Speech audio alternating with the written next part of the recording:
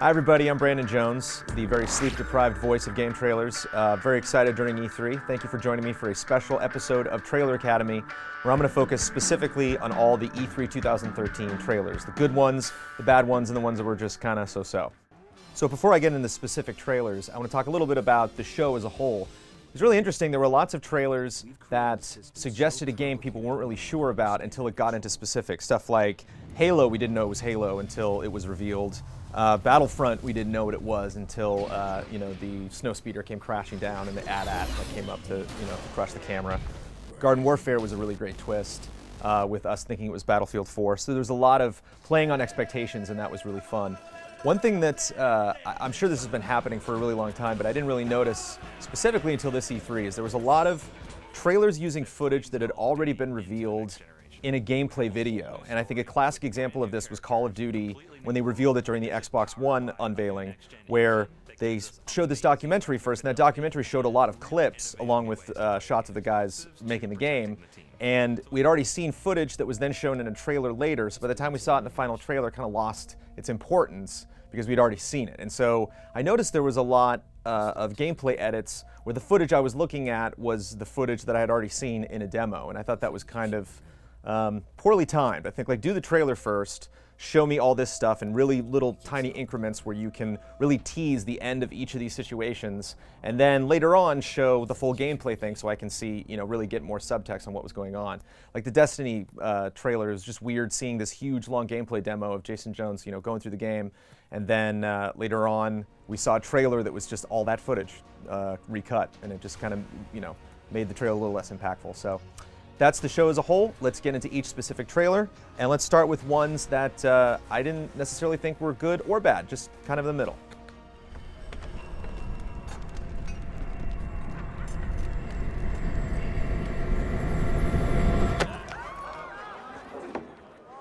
So surprisingly, the Assassin's Creed Black Flag trailer was not really that great.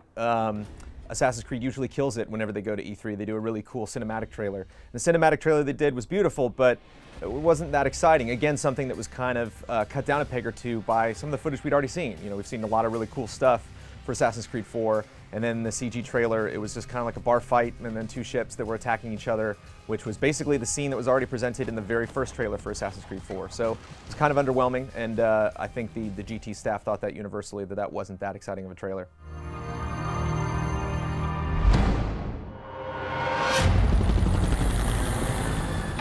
This city has a problem. Batman Arkham Origins, which I hate to say because I'm a huge fan of that franchise, also kind of suffered from not being exciting because we'd already seen some of this stuff. Like, we knew Black Mask was the villain. They only really unveiled Bane this time around, and the gameplay was the same gameplay that's being shown in the demo at the show, so all the edits aren't that exciting because you know exactly what he's going to do because you've already seen the demo before. So that gameplay trailer, a little underwhelming. Nice of you to drop in. An unusual hiding place for the Prince of Darkness.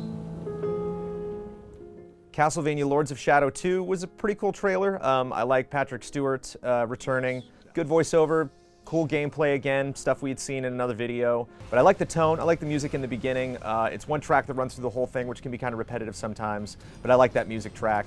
But again, something that didn't really wind up in the top or bottom.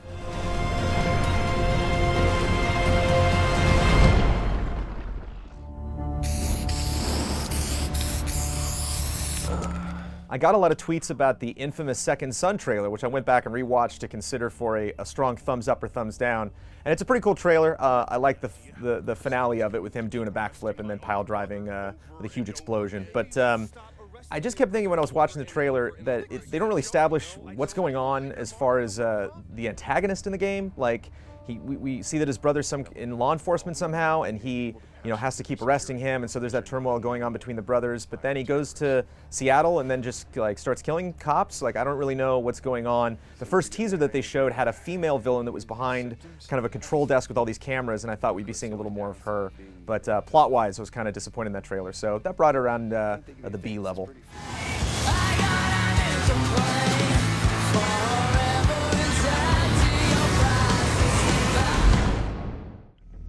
We go where we want, as fast as we want. We're the law. You can't catch devils with angels. Need for Speed Rivals was pretty exciting. Usually Need for Speed brings some pretty cool trailers. Remember Hot Pursuit had a really great E3 trailer, but a little too much voiceover in this trailer. Got a little too crazy and crossing over each other in the end. Would have been nice to maybe focus a little bit more on just the racing footage, or I don't know, have a little more context to what was going on. A little too cheesy, but still an exciting trailer. You are our target.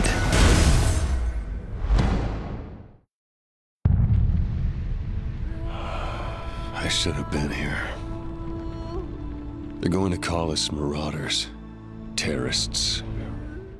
And Titanfall, unfortunately, even though the game had a really great showing, the actual trailer, and this is a substantial difference between gameplay and trailer. A lot of clips we have on the site are just gameplay, where trailers specifically, you know, you have the titles, voiceover, ESRB logo at the end, game logo, ESRB at the beginning, game logo at the end. And so trailers are different than gameplay, and the trailer for Titanfall was a little weird. Like, it started with the guy over a grave who was talking to someone who was either like a soldier buddy of his, maybe a dead wife, kind of setting up the post-apocalyptic angle, and then when they got into Titans, the story pretty much evaporated. And so Titanfall as a game looks really, really exciting, but the trailer was a little weird. I thought that specific edit, instead of just showing guys running around blowing each other up, which the gameplay did, it could have established maybe a little bit more story. But Titanfall still looks amazing, so I would not consider that a bad trailer by any means.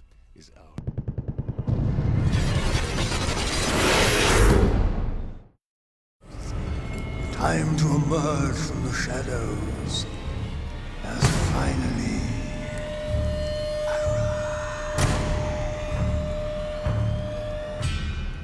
So now to focus on the best trailers of the show, and the first one that I have in alphabetical order is the Dark Sorcerer, which was played during the PS4 press conference, which, like Kara, wasn't a game, but it actually reaffirmed my belief that trailers like that are still okay to give awards to. I know we gave Kara an award last year, and some people were frustrated because they're like, well, it wasn't actually for a game. I disagree slightly. I know technically it's not for a game, but in the case of David Cage and the projects that he works on, that trailer was done immediately before we got to see Beyond Two Souls. And I think this is basically him saying, this is the engine, this is the kind of tech, the stuff that I see is the stuff that you're going to see in my next game will look a lot like this, maybe not in theme, but just the technology. So it is getting you excited for a game. It is prepping this next game. So when you find out that there's going to be some announcement of David Cage's next game, you have this early video to kind of gauge what that Cage, if you will, what that game's going to look like. And so I think it can be tied in, and you can, give it props. So I really like that. I thought it was very funny. It was a nice way to break up the kind of, nervous tension of the press conference. So I was a fan. flashball! Shit! I can never get that last one right. Run, boy, run. This world is not meant for you. Run, boy, run. They're trying to catch you. Dying Light was a very cool trailer and an interesting contrast to what we had seen before in the Dead Island trailer. A lot of people complained that the Dead Island trailer wasn't like what ended up being what the final game was like, and then I've heard a lot of bad comments about the Dying Light trailer, which is interesting because it kind of took it's still an emotional trailer, but we follow a very generic looking guy, and I think what you see in the video is way more indicative of what the actual game will be like than what Dead Island was. And so I think that was very smart for Techland to focus more on showing a trailer that shows you what the game's going to be like. Very brutal ending, kind of surprise ending. So that was, even though we got that a little bit early, that premiered in our GTTV episode last Thursday. That was a very cool trailer. You'll be my boy, but for now it's time to run.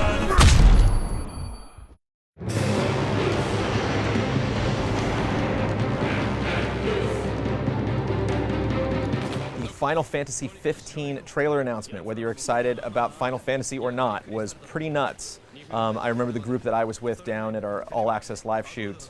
I think that got a lot of oohs and ahs out of people that weren't necessarily fans of games at all. They just, huge fish monster jumping and tearing things up, and giant, golems and buildings smashing into each other. And it was a very crazy trailer. It was very exciting. The music was great. It was fun to see that game come back. Obviously, the reveal of it being 15 at the end is the kind of stuff that you want out of E3 trailers. So I thought that was very exciting, and that was a very exciting moment in the press conference.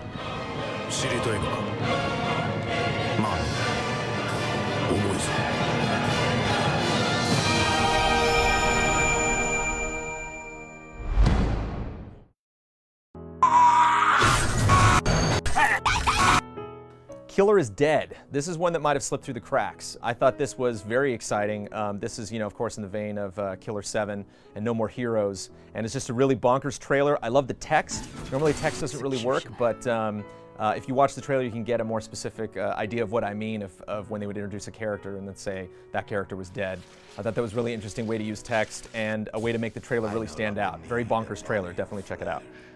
Say, do you think this game is ethical? That's none of my business.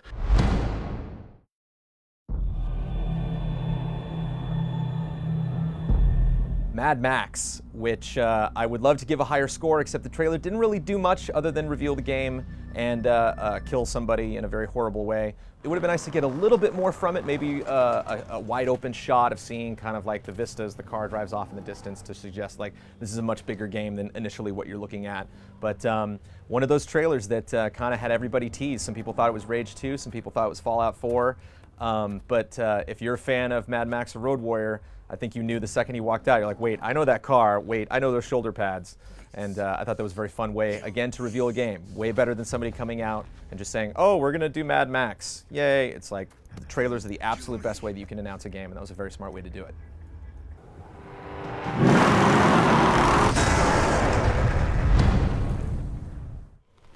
Let the legend come back to life.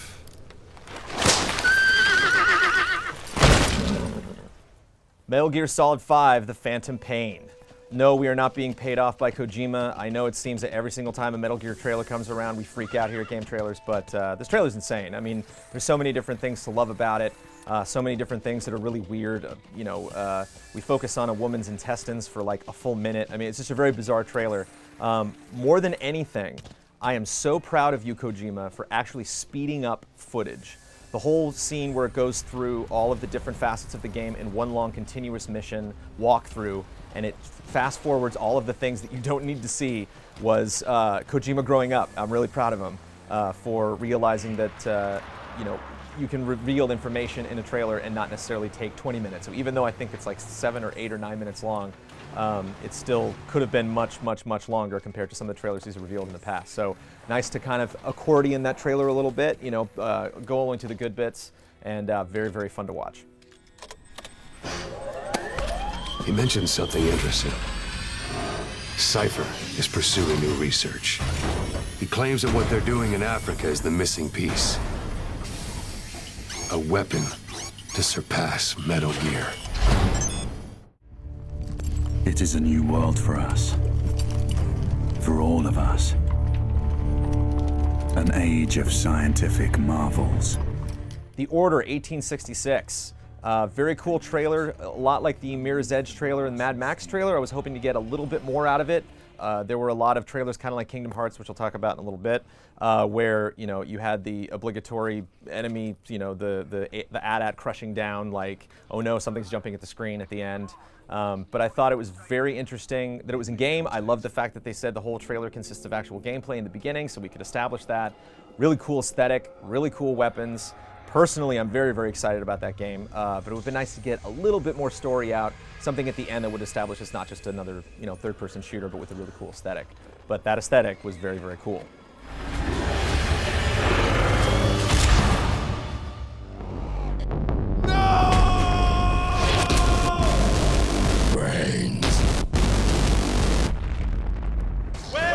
Plants vs. Zombies.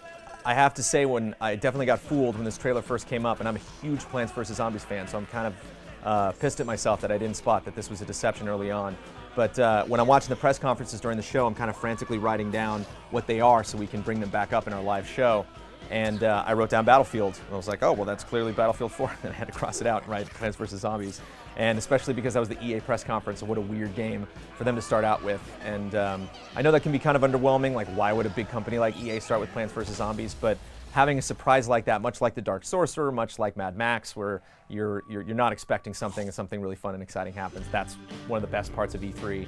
And I really enjoyed that. I got a big kick out of that. Probably because I was really stressed at the time, but I enjoyed it. That is crazy. Plants vs. Zombies is crazy. My friends, each of you are guilty of crimes against the Zin Empire. Saints Row 4. This trailer came out actually before E3, but you do yourself a favor to go see it. This was really great. A really great emotional trailer, kind of play on the whole concept of making E3 trailers really big and epic. Obviously, it's a very silly game, but you know, the president was running around naked, you know, with his junk, you know, grayed out, and they, you know, played up like the trailer was very emotional, and this was the most dramatic Saints Row game ever made, and very, very funny, very tongue-in-cheek. Good, again, just like Plants vs. Zombies, another fun thing to see during E3 because everything else is so damn serious. So it's nice to kind of break up the monotony of the trailers a little bit, and that one's very funny. Check it out.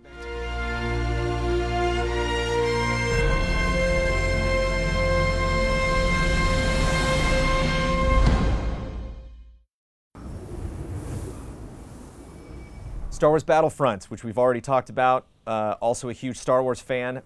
Very short, so it's tough to really rank it up super high. I think it was one of those things like Kingdom Hearts where the announcement was a little more exciting than the actual trailer, but considering how long that development team has had to work on that game, it's admirable that they were able to put even that together to show us what that game looked like. And if you go back and you watch in the press conference, people just went, you know, nuts when that first came out, much more than Killer Instinct. And that was a very exciting announcement. I'm probably super biased because I'm a Star Wars fan, but I'm going to knock it down just a peg or two because it was super short.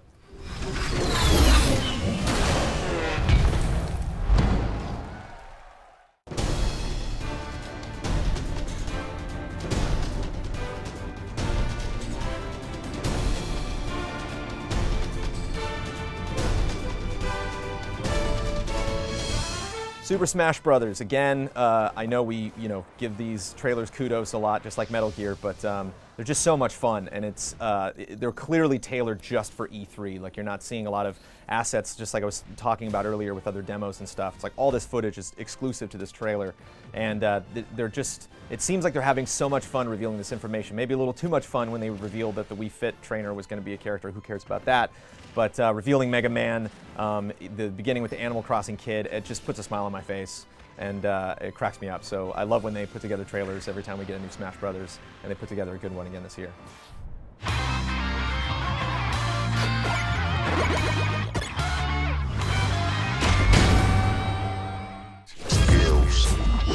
Honor and death go together like hot sauce and my balls. And finally on the good list, another one that might have slipped through the cracks, a special nod goes to Yaiba Ninja Gaiden Z, which had not only one but two really funny trailers. There's the Ninja Fight trailer, and then we also had a trailer, live action trailer the week before. Both of them have a lot of fun potty mouth humor and just, again, really irreverent take on the seriousness of E3 and trailers and the seriousness of using a live action character and in your media. So very funny, very good attitude. Thank you, Yaiba Ninja Gaiden Z, for kind of lightening up E3 a little bit.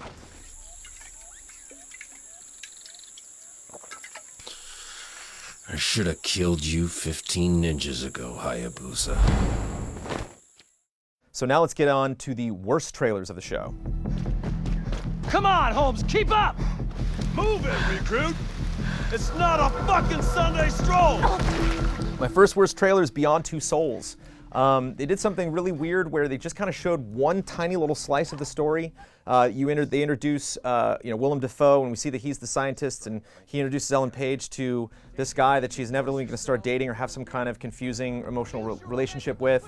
And then they go to the desert, and she goes on some mission, and it just kind of ends. And it's like, well, that was that little slice of the game, and that's terrible. Never do that. That's a really boring, unexciting, especially for E3, to be like, well, when we go to E3, we're literally just going to bring this one tiny little thing, kind of like you got a weird demo of like level 6 out of 40, and it didn't mean anything to you because you didn't, know what happened before or after this. So I would have liked to see a little more variety like we have in the previous Beyond Two Souls trailers. We see her as a little girl and older, so we can kind of see, the breadth of the game instead of just focusing on one specific story part. So a little weak. Watch yourself out there, Jody. I don't want anything to happen to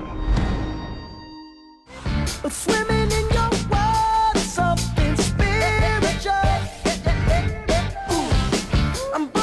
Fantasia Music Evolved, undoubtedly the worst trailer from E3 2013. One of the worst trailers I think I have ever seen, and solely responsible for nobody being excited about this game. I'm sure that game is actually probably going to be kind of fun. It's going to be one of the more approachable party games for Kinect, But wow, what a terrible trailer. They only used one song. They kind of showed that there were going to be other songs in the game, but they didn't use them, which is really weird for a music game. If you look at the Just Dance trailer, which I'm not saying is like amazing by any means, but they had a bunch of different tracks, and it was just a little more exciting.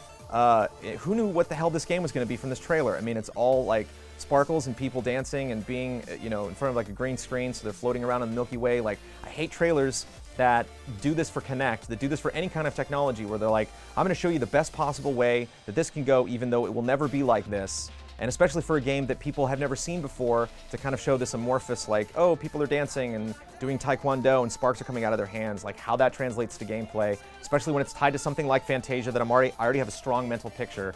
And between, Mickey up on a pile of rocks, making waves crash up and down, and some weird dude with a cap, who looks like he has to crap his pants, like doing sparkles and stuff like that, I'll take Mickey. It just is more connected to Fantasia in my mind, and the Fantasia you don't really get so much in that trailer. So that trailer was a big F fail.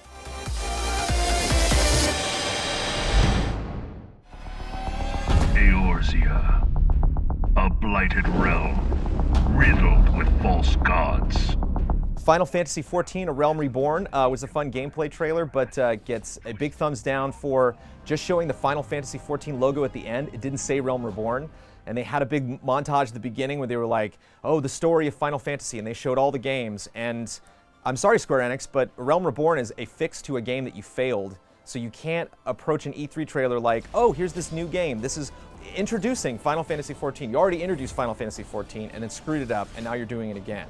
So it's very weird to play on nostalgia when it's obvious that you're just covering your tracks and making up for a mistake that you made. So stop doing that with your media, because that's weird.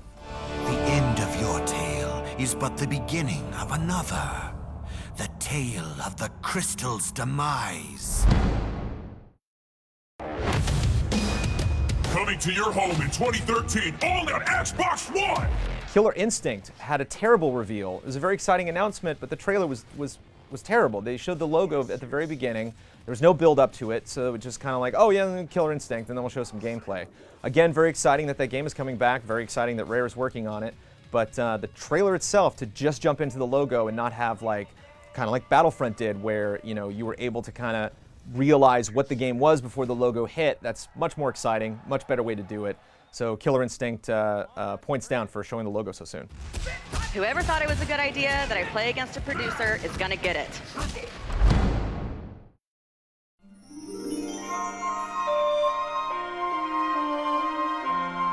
Kingdom Hearts 3 unfortunately suffered from the same thing that Final Fantasy XIV did, where they had the montage at the beginning where they showed all the previous Kingdom Hearts games. We know that there's been Kingdom Hearts games. It's not like this is a game that we've forgotten about, where you see this montage like, oh yeah, I remember Kingdom Hearts, where did that series go? It's like people have been screaming about this game forever. So you just get right into the gameplay, get right into the announcement. Also, don't spoil it right away, because you're not going to have any anticipation when you literally catch to the first Kingdom Hearts game, and it's like, okay, it's Kingdom Hearts 3. So that kind of soiled the announcement before you made the actual official announcement. So there are better ways to do that. Don't do montages when people are expecting the game anyway.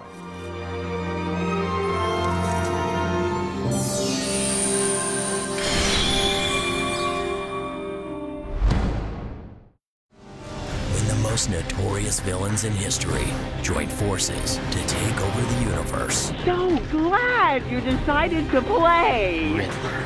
And finally on the worst list, there are a lot of really bad trailers from the show, but I saw the trailer for Young Justice Legacy. That is a perfect example. That this trailer kind of represents every other bad trailer that I can mention, where it's like really uninspired gameplay, crappy voiceover, really generic build-up. Like Infinite Crisis had a similar trailer where it's like the gameplay, I can't even tell what's going on because there's just explosions of fireworks all over the place. And all it takes is just like a good sound design and some music ramping up to make really anything look exciting. It was really frustrating because this is a DC game and a damn fine show if you haven't seen Young Justice. And so if you're going to E3, they should have made some animated trailer that was taken right out of the show. And then, maybe you can reveal later that, like, yeah, it's just a little silly game. It's just there's only 12 characters, and it's kind of like Marvel Ultimate Alliance, but not as fun. It being a really good animated show, you really drop the ball on having a really cool animated trailer, which if you have a game that's tied to an animated show, probably a good idea if you're going to go to a big show like E3 to really, have a good presence and make yourself look good. So if you want to see the absolute worst of trailers other than Fantasia, check out the trailer for Young Justice Legacy. Young Justice Legacy, the video game, saving the universe this summer.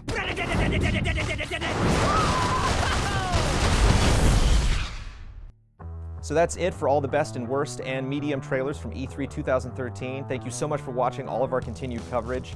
I hope you had a wonderful show. I'll be back next week with the normal episode of Trailer Academy, and as always, you can follow me on Twitter at GameTrailersVO. See you next time.